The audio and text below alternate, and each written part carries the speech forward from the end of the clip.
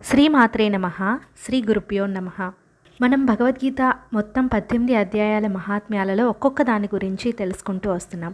ఇప్పుడు మరొక అధ్యాయం యొక్క మహాత్మ్యాన్ని ఒక చిన్న కథ ద్వారా తెలుసుకునే ప్రయత్నం చేద్దాం. లేట్ చేయకుండా వీడియోలోకి వెళ్ళిపోదాం. తన లోకానికి వచ్చి వెంటనే వెళ్ళిపోతున్న ఓ పాపిని చూసి యమధర్మరాజు గారు ఇలా అడుగుతారనమాట. నీవేమీ పుణ్యం చేయలేదు కదా, స్వర్గానికి ఎలా వెళ్తున్నావు అని చెప్పి అడుగుతాడనమాట యమధర్మరాజు గారు. అప్పుడు ఆ పాపి నాకు తెలీదు అని చెప్పి సమాధానం చెప్తాడు. దాంతో యమధర్మరాజు గారు వెంటనే బయలుదేరి వైకుంఠం వెళ్ళి శ్రీ మహావిష్ణువుని అడుగుతారనమాట. అప్పుడు శ్రీ మహావిష్ణువు యమధర్మరాజుతో ఇలా చెప్తారనమాట.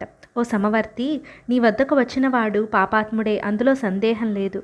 అయినా అతని పుత్రుడు జడుడు తన తండ్రి కోసం శ్రీ భగవద్గీత తృతీయ అధ్యాయం చదివాడు.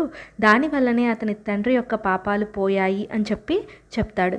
అంతేకాకుండా అతడు పుత్రుడి యొక్క తొడ మీద తల పెట్టుకొని శరీరం వదిలేశాడు.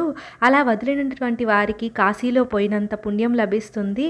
అంతే సమానమైనటువంటి పుణ్యం వలన అతని పాపాలు కూడా నశించిపోయి పాపరహితుడయ్యాడు అని చెప్పి చెప్తాడనమాట శ్రీ మహావిష్ణువు. కాబట్టి శ్రీమద్ భగవద్గీతలోని తృతీయాధ్యాయం తమ కోసం చదివినా వేరెవరి కోసం చదివినా వారికి పాపలోకం నుంచి స్వర్గలోకానికి పంపు అని చెప్పి చెప్తాడు శ్రీ మహావిష్ణువు యమధర్మరాజుతో. విన్నారు కదా, ఎవరైనా తండ్రి తాతల కోసము ఒక్కరోజైనా శ్రీమద్ భగవద్గీతలోని తృతీయ అధ్యాయాన్ని చదవటం, ఆ ఫలితాన్ని దారపోయటం వలన పితృలోకంలో ఉన్న వాళ్ళు పరమ సంతోషానికి గురి అయి ఆశీర్వదిస్తారు. మన కుటుంబాలు అభివృద్ధి చెందుతాయి, వంశాభివృద్ధి జరుగుతుంది.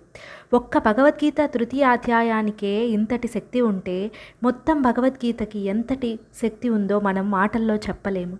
కనుక భగవద్గీతని నేర్చుకునే ప్రయత్నం చేద్దాం. తదుపరి అధ్యాయాల మహాత్మ్యాలను మనము తర్వాతి వీడియోలో తెలుసుకుందాం. అప్పటి వరకు అపార కరుణా సింధుం జ్ఞానదం శాంతరూపిణం శ్రీ చంద్రశేఖర గురుం ప్రణమామి ముదావహం. More updates, subscribe my channel. Thank you.